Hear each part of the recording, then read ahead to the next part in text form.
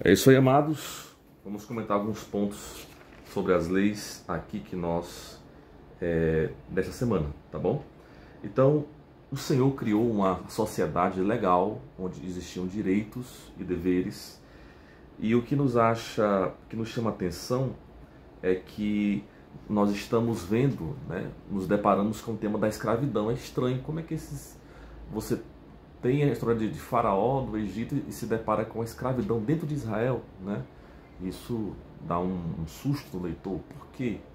Mas aí você percebe que Deus era uma cultura que eles trouxeram ali, naquela época, daquelas pessoas, e Deus regulamenta para proteger os escravos. Tá bom? Nós temos aqui um ponto interessante. A escravidão bíblica não era por cor. A escravidão por cor, ela vai vir ali da Idade Média, da Igreja Católica, né? Escravo vem de eslavos, que eram povos brancos ali da Europa, daquela região. Mas a escravidão bíblica não tem nada a ver com cor, nem a escravidão do Brasil colônia, né? Então, não cometamos esse erro de comparar, tá bom? A escravidão brutal, por exemplo, tem filmes 12 anos de escravidão lá nos Estados Unidos, as escravidões americanas, né, e brasileiras, de bater, de chicotear, por toda a vida, né? Depois tivemos a lei brasileira. A primeira lei foi aquela que o ventre livre, nascia livre. Depois a lei sexagenária, né, com 60 anos estava livre, até por último, depois que a Inglaterra bloqueou o Brasil para acabar com o tráfico negreiro, e assinaram a lei da liberdade. Mas olha, nós temos que aqui, no primeiro ponto, que Ellen White fala que a mente cega pervertida pela escravidão e pelo paganismo, né? Então, a escravidão e o paganismo cegaram a mente dos israelitas aqui. E eles não estavam preparados para valorizar os 10 mandamentos. Então Deus vai fazer uma série de leis aí para o seu povo. Sobre a escravidão, nós temos o ponto de que a escravidão para os homens era de 7 anos, no máximo. Então, 7 anos para os homens, tinha terra também. Então, 7 anos, e os homens eram libertos no 7º ano, tá? De escravidão. Se o homem entrasse só, sairia sozinho. Se lá ele casasse com a mulher, ele não poderia sair com a mulher dele, tá? Ele tinha que escolher sair e ir embora só, porque a mulher era a propriedade do Senhor, né? E o seu filho também. Então, mas se ele amasse o seu Senhor, ele escolheria viver lá para sempre, né? Então o Senhor, por exemplo, se o Senhor cometesse algum erro, por exemplo, quebrasse um dente do escravo, o escravo estava livre. Se ele batesse nele a orelha, alguma coisa, furasse um olho, ele estava livre. Então o escravo era protegido. Qualquer dano físico daria direito à sua liberdade, à sua alforria, tá bom? Então os homens, eles eram libertos aos 7 anos. Tem os homens de Jacó, que é um pouco antes dessas leis, mas isso mostra que já havia um embrião dessas leis. Ele trabalha 7 anos, né? E depois mais 7 anos, 14 anos, voluntariamente. Mas você percebe que o caso de Jacó, ele trabalha como pastor. Então ele era um escravo, mas porque o termo servir, né, é o mesmo termo para escravidão, tá? Então às vezes servo é traduzido como escravo, tá? Então ele serviu por 7 anos. Então hoje essa lei basicamente seria o seguinte: a escravidão era por dívida, né? Então imagina que a pessoa deve 50 mil reais, mas não tem como pagar. Então eu diria assim: olha, fulano, eu preciso construir uma casa. Eu te dou água, comida e dormida. Você é pedreiro, então você vai construir 3 casas para mim. Aí você me paga e você está livre. Se ele construísse em 6 meses 3 casas, pronto, a dívida estava paga. Ok? Se ele demorasse 5 anos, então o prazo máximo era 7 anos ou até pagar a dívida. Agora, por que o prazo de 7 anos? Era o jubileu, né? Porque se a dívida fosse muito grande, por exemplo, se a pessoa me devesse ali, ou eu devesse para ela R$1 milhão, em 7 anos não daria para pagar com o meu trabalho. Mesmo eu sendo agricultor, eu sendo pedreiro, eu sendo marceneiro, né, carpinteiro. Então, com 7 anos, independente do valor, a dívida era extinta, né? Então isso fazia também, era um limite de empréstimo, isso acabava impactando na quantidade de empréstimo de dinheiro. Então, por causa da pobreza, então Deus fez isso, mas preservando o povo, permitiu que isso ocorresse ali. Jacó, por exemplo, ele sai com ovelhas, né? Ele foi escravo como pastor de ovelhas. Então você vê, a escravidão de Jacó não tem nada a ver com a escravidão brasileira. Já as mulheres, a escravidão delas era para sempre. Então elas eram escravas, depois que elas eram vendidas por seus pais para pagar uma dívida, a escravidão era para sempre. Mas aí acontecia algumas coisas. Se o Senhor pegou a escrava e se comprometeu a desposar ela, né, ter relação com ela, e ele não quis, então ele poderia devolver para a família por um preço de resgate, jornaleiro e baratinho. Segundo, ele não poderia vender para um povo estranho, tá? Para um povo diferente, ou ele poderia também dar ela para o seu filho, ser mulher do seu filho, e manter o alimento dela e manter também até a vida conjugal, né? Os deveres conjugais aqui, a palavra conjugal aqui é onã, que tem a ver com sexo em hebraico, tá bom? Então havia uma balança ali. Então você pegou a filha como escrava para pagar a dívida, mas tem que cuidar bem, senão você tem que me dar o direito de comprar ela de volta, né? Então era o tempo que o pai ganhava dinheiro e comprava de volta também. Então a escravidão feminina não tinha um limite de tempo, mas tinham 3 condições básicas: o resgate,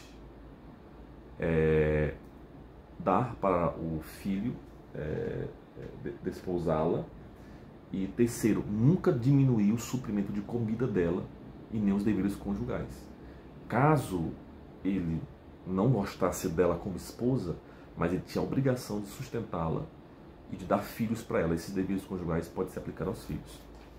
Quando nós vamos para a terra também deveria descansar, né? No 6º ano, Deus multiplicaria ali a colheita, né? Uma espécie de maná, no 6º ano também, porque no 7º ano a terra ficaria para os pobres. Aí tem um debate até hoje na teologia, como é que essa lei se aplicava, né? Porque assim, como é que a economia era totalmente agrícola, né? Era como se hoje você fechasse todos os comércios durante um ano. Então você parar de trabalhar no campo, os donos de plantações pararem um ano de trabalhar, isso causava uma estagnação na economia total, que levaria a nação à pobreza. Então, como é que se entende essa lei? Então surgiram algumas propostas para essa lei. Primeira proposta é a ideia de que isso seria um rodízio. Então, por exemplo, na minha fazenda, eu trabalharia no 7º ano. O 7º ano meu não é o 7º ano seu. Então o meu 7º ano é esse ano e o teu 7º ano é no outro, e assim. Então eles não paravam todos ao mesmo tempo, mas eles paravam em anos diferentes, porque a economia do país é agrícola. Então não podia, ela ia quebrar com certeza e pobreza. Mas aí tem um princípio, porque no mesmo contexto tem o sábado, e o sábado era guardado por todos ao mesmo tempo. Então essa ideia de rotatividade no jubileu, que era o 7º ano, ela perde um pouco de força. Uma explicação que o Pablo Ondinac vai dar é que provavelmente a proibição era de semear, ou melhor, de colher, e não de semear. Então provavelmente no 7º ano, os senhores, eles semeavam, tá? Eles semeavam, mas não colhiam, e sim os pobres colhiam. Tá bom? Isso é importante destacar. Deus, né, impede isso, e a economia não pararia, tá? E a safra para o ano seguinte se manteria com o cuidado da terra. Então essa é a opção mais aceita hoje pela maioria dos teólogos nessa discussão. Outro ponto que a gente vai destacar eram leis sobre a sedução de virgens, por exemplo, como nós vamos ver aqui. Nós vamos ver aqui, se a pessoa furtar um boi, aí dependendo da situação, se fosse intencional, ele tinha que pagar, se não, ele tinha que, se matasse um boi de forma intencional, ele tinha que dar outro boi. Se não foi intencional, ele pagava alguma coisa. Então era proporcional. Também havia pena de morte para alguns crimes, né? Se entrasse de noite Você podia matar, a pessoa podia matar o ladrão, mas de dia não podia. Né? Por que isso? Né? Isso parece estranho, mas era uma forma jurídica de você ter um objeto, uma forma objetiva de justiça. Né? Por exemplo, nós temos nações na Europa antiga que elas diziam o seguinte, para manter a legítima defesa. Né?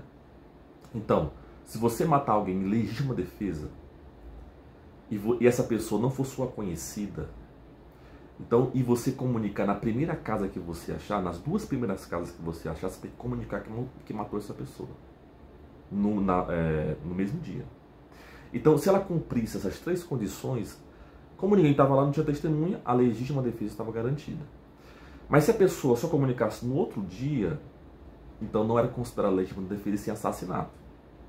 Tá? Então, quando Deus ele está estabelecendo aqui princípios de legítima defesa. Olha, à noite eu vou considerar legítima defesa, de dia não vou considerar legítima defesa.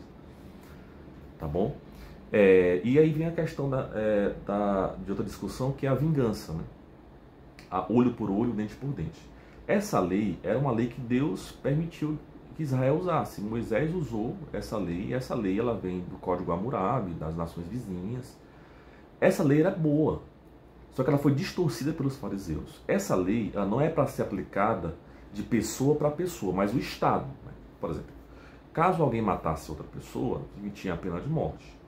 Mas aí, essa pena de morte, o assassino ia para uma cidade de refúgio, esperava o julgamento lá, e o Estado, né, o país, os sacerdotes, Moisés com os 70, né, é que então fariam esse julgamento ali para estabelecer a pena de morte, tá bom? Depois dos fatos, tudo esclarecido, porque ele poderia ser considerado legítima defesa, porque tem critérios para legítima defesa.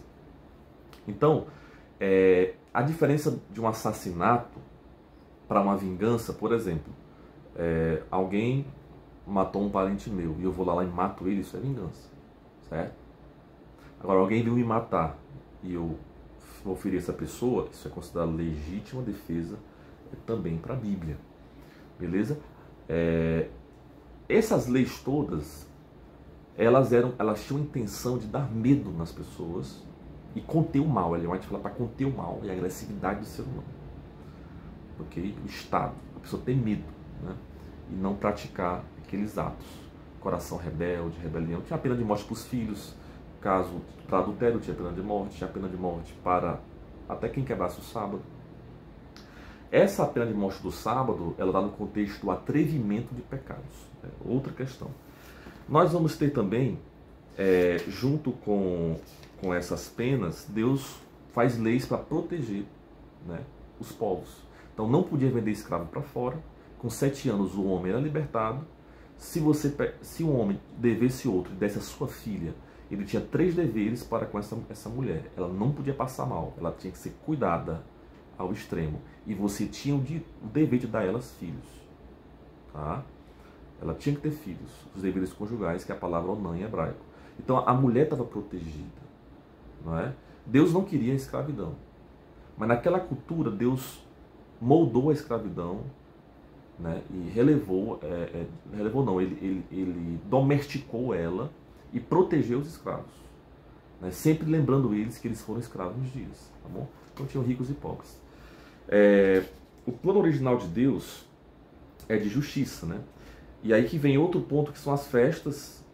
As festas da primavera, que eram as festas da Páscoa, pães asmos. E tem discussão se a festa do pães asmos é a mesma da Páscoa, tem outras, várias, eu não vou entrar nesse ponto. Mas as festas da primavera, colheita, Páscoa e pães asmos, essas festas se cumpriram profeticamente na primeira vinda de Cristo, né? A sua morte foi nossa Páscoa. E essas festas, elas lembravam da libertação da escravidão do Êxodo. Tá? Então, celebrar essas festas era uma forma de estar na mente dos ricos e dos poderosos que eles eram escravos. Então, isso Deus impregnou todo Israel de lembranças de que vocês eram escravos e não podem fazer mal aos escravos.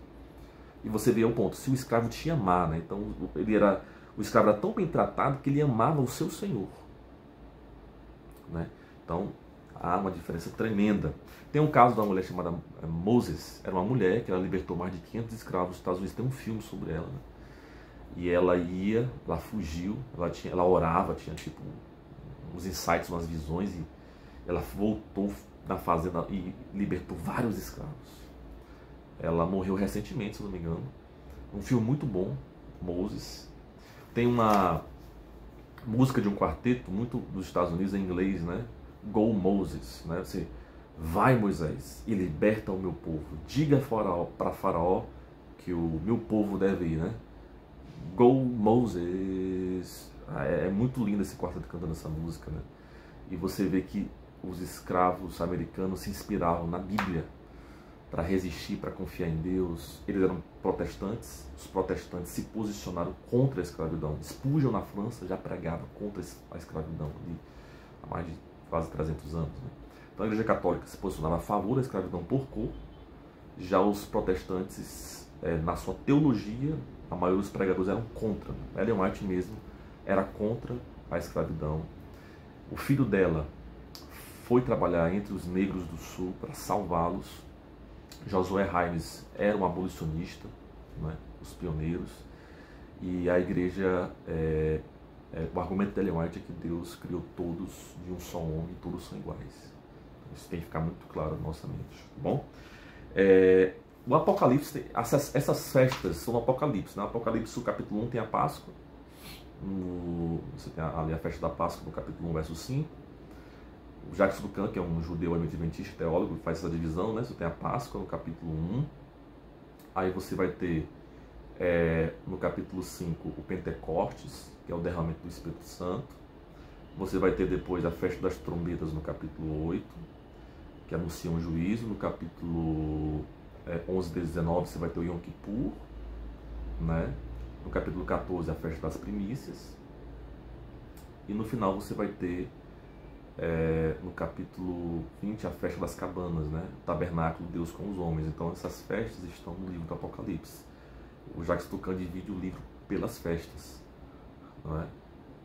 Ali.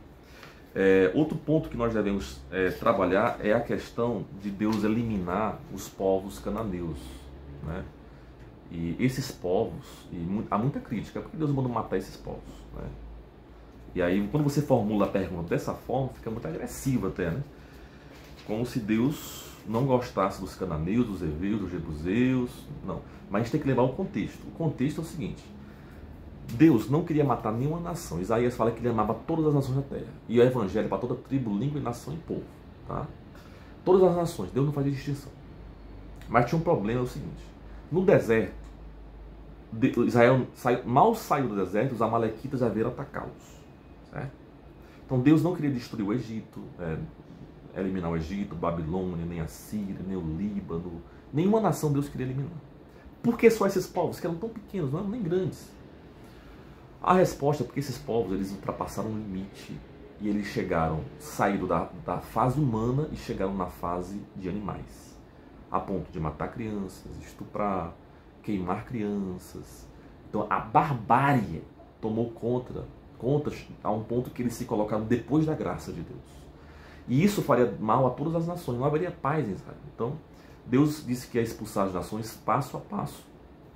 E o seu anjo iria fazer esse trabalho. Então era um trabalho milagroso. Josué era o comandante militar e Deus estaria com ele, o príncipe do exército, né? Então esses povos, Deus mandou eliminar especificamente esses povos, porque Deus não queria que o povo se contaminasse. Então essas religiões eram muito atrativas para Israel, a idolatria, mas tinha um componente de barbaridade mesmo, tá? É como se por exemplo, todo mundo entende que o exército de Hitler devia ser vencido. Ninguém questiona derrotar e matar Hitler. Ninguém questiona. Por quê? Porque ele ultrapassou todos os limites, não é? O Estado Islâmico ultrapassou todos os limites. Então, independente do espectro político da pessoa, hoje, né, se ela é ateu ou teísta, se ele é de esquerda, de direita ou de centro, ninguém questiona que o nazismo ultrapassou todos os limites. O Estado Islâmico, né? Não há um consenso ali implícito. Então nós devemos ter em mente isso. Não foi à toa. Deus queria salvá-los, Deus deu tempo para eles. Só que eles, além de atacar Israel, tentar matar Israel, os midianitas, por exemplo, chegava de dentro e se escondia, né? E era um povo bárbaro, porque os midianitas eram filhos de Abraão, né? De Quetura. Então, matando e perseguindo amalequitas, gideonitas, então midianitas, né? Fariseus e heveus. Então, eram povos bárbaros que não respeitavam os limites da vida humana. Então, meus amados irmãos, o que fica claro nessa semana, essas dúvidas, é que Deus é um Deus amoroso, de ordem, de regras. E Deus protege os seus. Deus não criou escravos, criou homens livres.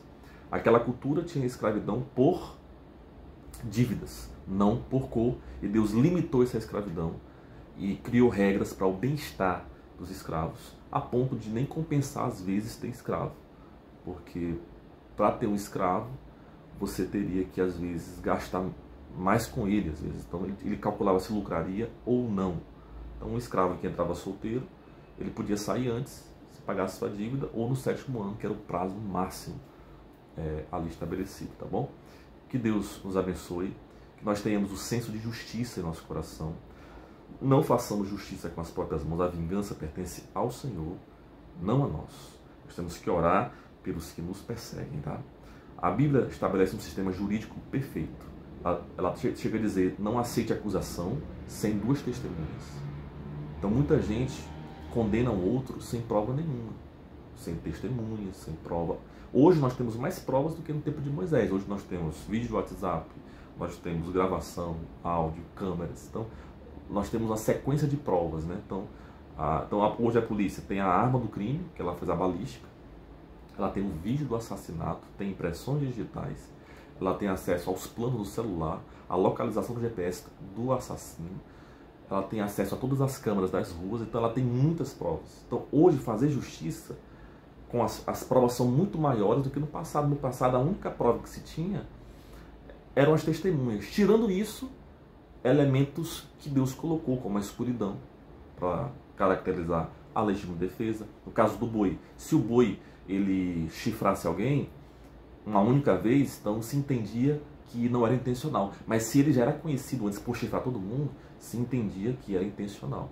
Então Deus criou algumas identificações objetivas para que pudesse ter um julgamento justo. Tá bom? Eu vou terminar lendo aqui um texto de Ellen White, que ela diz assim, para nós. Ela fala o seguinte: vivemos um território inimigo, e não é de admirar que podemos ser atingidos por suas armadilhas. O precioso Salvador enviará auxílio exatamente quando necessitarmos dele. O caminho para o céu é consagrado por suas pegadas. Cada espinho que fere nossos pés feriu também os dele. A cruz que somos chamados a carregar, ele a levou antes de nós. Deus fez leis para os pobres comerem, cuidando dos pobres, segurando, dando a segurança, protegendo, limitando a escravidão. Isso era inimaginável naquela cultura. Todas as culturas vendiam. Por exemplo, tem a lei do rapto, do sequestro. Por quê? Porque tinha gente que sequestrava alguém em Israel, como no caso dos irmãos de José, para vender fora. Se isso fosse pego, era morte. Então Deus estava com essas leis bloqueando todas as brechas da opressão. Tá bom? Deus te abençoe e que você possa, com esse estudo, ter ampliado mais alguns pontos da lição. Ok? Em nome de Jesus. Até mais.